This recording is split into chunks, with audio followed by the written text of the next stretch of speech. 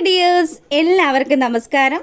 സച്ചിയുടെയും രേവതിയുടെയും upcoming വിശേഷത്തിലേക്ക് എല്ലാവർക്കും സ്വാഗതം കേട്ടോ.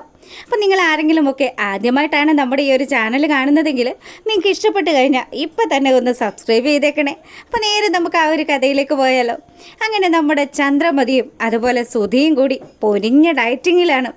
അപ്പം ആ ഒരു ഡയറ്റീഷ്യൻ പറഞ്ഞതുപോലെ തന്നെ ഫുഡുകളൊക്കെ പ്രിപ്പയർ ചെയ്ത് കൊടുക്കുന്നത് നമ്മുടെ രേവതിയാണ്.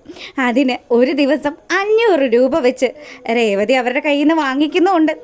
അപ്പോൾ ദാ നമ്മുടെ ചന്ദ്രയ്ക്കാണെങ്കിൽ ഇന്ന് ഭയങ്കര കഷ്ടപ്പാടായിരുന്നു എൻ്റെ രവിയേട്ടാ, ഒന്നും പറയണ്ട. ആ ഫുഡ് കഴിച്ചിട്ട് എനിക്കാണെങ്കിൽ വിശന്നിട്ട് വയ്യ. ഇനിയിപ്പോൾ ഒന്നും കഴിക്കാനും പറ്റില്ലല്ലോ. ഇത്രയും പൈസയൊക്കെ മുടക്കി സുധി എനിക്ക് വേണ്ടിയിട്ടല്ലേ ഇത്രയും കഷ്ടപ്പെടുന്നത്. ആ പറഞ്ഞത് ശരി തന്നെയാണ് ചന്ദ്രൻ.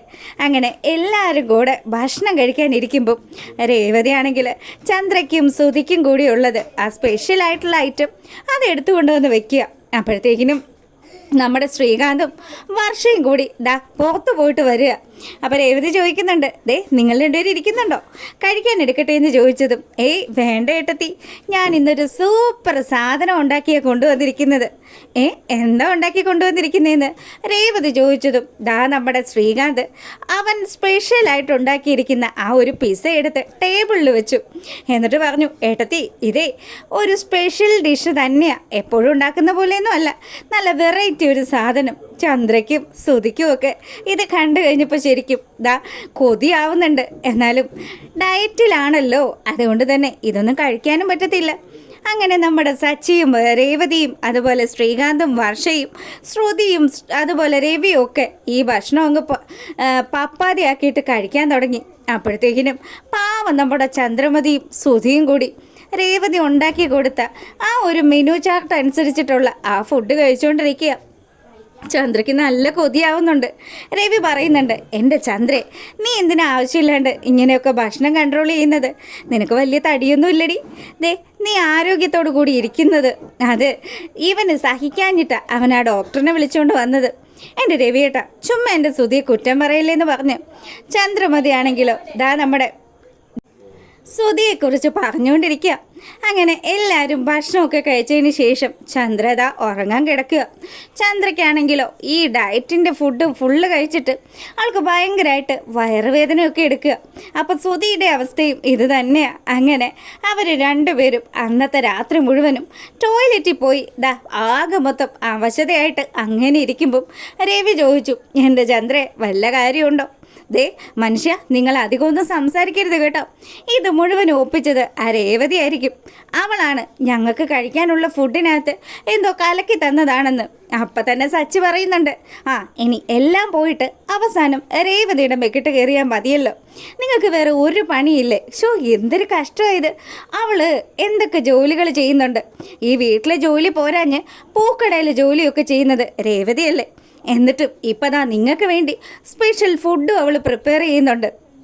അല്പമെങ്കിലും നന്ദി വേണോ അമ്മേ, നന്ദി. നന്ദി. ഇവളെ എൻ്റെ വയറ് കേടാക്കിയതെന്നൊക്കെ പറഞ്ഞ് രേവതിയെ നോക്കി പിറുപിറുത്തുകൊണ്ടിരിക്കുക നമ്മുടെ ചന്ദ്രമതി. അങ്ങനെ ആ ഒരു സീൻ കഴിഞ്ഞതും പിന്നീട് നമ്മളെ കാണിക്കുന്നത് നമ്മുടെ രേവതി പതിവ് പോലെ പൂക്കടയിലേക്ക് പോവുക. അപ്പോൾ കുറച്ച് പൂക്കൾ അവളുടെ അമ്മ ആ പൂക്കടയിൽ വെച്ചിട്ടുണ്ട്. അങ്ങനെ അതെടുക്കാൻ പോകുന്ന വഴിക്ക് നമ്മുടെ ദേവുനെയും അതുപോലെ തന്നെ അവൻ ശരത്തിനെയൊക്കെ ചെന്ന് കണ്ട് ചന്ദ്രമതിയുടെയും സുധിയുടെയും ഡയറ്റിൻ്റെ കാര്യത്തെക്കുറിച്ചൊക്കെ സംസാരിച്ചുകൊണ്ട് നിൽക്കുക. ഒരു രാത്രി മുഴുവനും കക്കൂസിലിരിക്കേണ്ട അവസ്ഥ വന്നു. അത് കൊള്ളാം ചേച്ചി. ദേവു ആണെങ്കിൽ ഭയങ്കരമായിട്ട് നിന്ന് ചിരിക്കുമ്പം നമ്മുടെ ലക്ഷ്മിയമ്മ ചോദിച്ചു, എന്താ 3 പേരും കൂടെ ഭയങ്കര സന്തോഷത്തിലാണല്ലോ. എൻ്റെ അമ്മയെ ഒരു രക്ഷയില്ല. ഈ ചേച്ചിയുടെ അമ്മായിയമ്മയുണ്ടല്ലോ ചന്ദ്രമതി, അവർക്ക് നല്ല 16ൻ്റെ പണിയാണ് സുധി കൊടുത്തിരിക്കുന്നത്. എന്താ സംഭവിച്ചത്?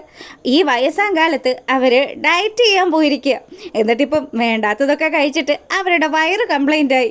ഇന്നലെ രാത്രി ഫുള്ളും ബാത്റൂമിലായിരുന്നെന്നാണ് ചേച്ചി പറഞ്ഞത്. ഇതൊക്കെ കേൾക്കുമ്പോൾ ശരിക്കും നമ്മുടെ ലക്ഷ്മി അമ്മയ്ക്ക് കൂടി ചിരി വന്നു. കൊള്ളാലോ, അവർക്ക് ഈ വയസ്സാം കാലത്ത് ഇതിൻ്റെ വല്ല ആവശ്യമുണ്ടോ? ഒരാവശ്യവും ഇല്ല. അങ്ങനെ അവരവിടെ ഭയങ്കര സന്തോഷത്തിൽ നിൽക്കുമ്പം രേവതി പറഞ്ഞു, അതെ, അത്യാവശ്യമായിട്ട് ഇതൊക്കെ കൊണ്ട് എത്തിക്കാനുള്ളതാ, അതുകൊണ്ട് ഞാൻ പോവുകയാണെന്ന് പറഞ്ഞ് അവൾ അവരോടൊക്കെ യാത്ര പറഞ്ഞ് അവളുടെ സ്കൂട്ടിയിൽ അവിടെ നിന്ന് പോവുക. പിന്നീടാണെങ്കിലോ നമ്മുടെ ലക്ഷ്മി അമ്മയും അതുപോലെ ദേവും കൂടി അവിടെ നിന്ന് പൂമാല കെട്ടിക്കൊണ്ട് നിൽക്കുമ്പോൾ നമ്മുടെ ദേവു വർക്ക് ചെയ്യുന്ന ഹോസ്പിറ്റലിൽ അഡ്മിറ്റ് ആയിരുന്ന ഒരു ലേഡിയും അവരുടെ മകനും കൂടി അങ്ങോട്ടേക്ക് വരിക. അപ്പം ഈ മകനാണ് ഇനി വരുന്ന നമ്മുടെ ഈ കഥയിൽ ഒരു നായകനായി മാറുന്ന ആൾ. അപ്പം നമ്മുടെ സച്ചിയും ഈ വരുന്ന പോലീസ് ഓഫീസറായിട്ടുള്ള ആ വ്യക്തിയും തമ്മിൽ ചെറിയ ക്ലാഷുകളൊക്കെ നടന്നിട്ടുണ്ട്. അങ്ങനെ അമ്പലത്തിലേക്ക് വരുന്ന ആ പയ്യൻ്റെ അമ്മ വന്നിട്ട് നമ്മുടെ ദേവുവിനോട് ചോദിച്ചു, മോളെ, നീ ഈ ജോലിയൊക്കെ കഴിഞ്ഞിട്ടാണോ ഹോസ്പിറ്റലിലെ കാര്യങ്ങളിലേക്കൊക്കെ പോകുന്നത്? എന്തായാലും നിന്നെ സമ്മതിക്കണം കേട്ടോ. ഈ പ്രായത്തിൽ കുടുംബത്തിന് വേണ്ടി ഇത്രയും കഷ്ടപ്പെടുന്ന പെൺപിള്ളേരെയൊക്കെ കാണാൻ വലിയ പാടാ. അതെ അതെ, ലക്ഷ്മി അമ്മയാണെങ്കിലോ നമ്മുടെ ദേവു പറഞ്ഞു, അമ്മേ ദേ ഈ വന്നിരിക്കുന്നത് ഞാനന്ന് ആശുപത്രിയിൽ വെച്ച് കണ്ട ഒരു ആൻറ്റിയുടെ കാര്യം പറഞ്ഞില്ലേ, ആ ആൻറ്റിയും ആൻറ്റിയുടെ മോനുമാണ്. ഈ മോൻ പോലീസിലാണ് വർക്ക് ചെയ്യുന്നത്. ആഹാ, കൊള്ളാലോ. അങ്ങനെ നമ്മുടെ ദേവുവിനെ കൂട്ടിയിട്ട് ഇവരെല്ലാവരും കൂടി ക്ഷേത്രത്തിലേക്ക് പോവുക. ദേവു വന്ന് ആ തിരുമേനിയുടെ അടുത്ത് വന്നിട്ട് പറഞ്ഞു, അതേ തിരുമേനി, എനിക്ക് വളരെ വേണ്ടപ്പെട്ട രണ്ടുപേരാണ് വന്നിരിക്കുന്നത്. ഇവരുടെ പേരിൽ പ്രത്യേകം അർച്ചനയും വഴിപാടും ഒക്കെ നടത്തണം കേട്ടോ. അങ്ങനെ അവരുടെ പേരും നാളും ഒക്കെ പറഞ്ഞ് അവർക്ക് വേണ്ടിയിട്ട് അർച്ചനയും കാര്യങ്ങളും ഒക്കെ ചെയ്യുന്ന സമയത്ത് നമ്മുടെ ദേവുവിനെ നോക്കി ആ പയ്യൻ പറഞ്ഞു, അതെ, എനിക്ക് ദേവുവിനോട് തനിച്ചൊരു കാര്യം സംസാരിക്കാനുണ്ട്. അങ്ങനെ നമ്മുടെ ലക്ഷ്മി അമ്മയും അവൻ്റെ അമ്മയും അവിടുന്ന് മാറിയ സമയത്ത് അവൻ ഡയറക്റ്റ് തന്നെ നമ്മുടെ ദേവുവിൻ്റെ അടുത്തേക്ക് വന്നിട്ട് ദേവുവിനോട് പറഞ്ഞു, തന്നെ എനിക്ക് ഇഷ്ടമാണോ, കല്യാണം കഴിച്ചാൽ കൊള്ളാം. അത് കേട്ടതും പുള്ളിക്കാരിയാണെങ്കിൽ അങ്ങനെ സ്റ്റക്കായിട്ട് നിൽക്കുക. എന്തായാലും എനിക്ക് വീട്ടിൽ ഒരുപാട് കാര്യങ്ങളൊക്കെ ചെയ്യാനുണ്ട്, എനിക്ക് ആലോചിക്കാൻ കുറച്ച് സമയം വേണമെന്ന് പറഞ്ഞ് ഇവളാ പയ്യനെ പറഞ്ഞു വിടുക. പിന്നീടാണെങ്കിലോ നമ്മുടെ ചന്ദ്രമതിക്ക് ഈ ഡയറ്റിൻ്റെ കാര്യങ്ങളൊക്കെ ആലോചിച്ച് ആകെ മൊത്തം അവശതയിലിരിക്കുക. ദൈവമേ, ആവശ്യമില്ലാണ്ടാണല്ലോ ഞാനിതൊക്കെ വാരി വലിച്ച് തിന്നത്. എന്നിട്ടിപ്പോൾ എൻ്റെ വയറാണെങ്കിൽ കംപ്ലൈൻറ്റ് ആയി. ഇനിയിപ്പോൾ എന്ത് ചെയ്യും, എങ്ങനെ ഇനി കാര്യങ്ങളൊക്കെ മുന്നോട്ട് ഓടിക്കുക? പിന്നീട് നമ്മുടെ ശ്രുതി, അവളാണെങ്കിൽ ശ്രുതിയുടെ ആ ഒരു ഷോപ്പിലേക്ക് ചെല്ലുക. അവിടെ ചെന്നതും അവിടെ നമ്മുടെ ശ്രുതിയുടെ മാമനായിട്ട് അഭിനയിച്ച ആ ഒരു ബീരാൻ എത്തുക.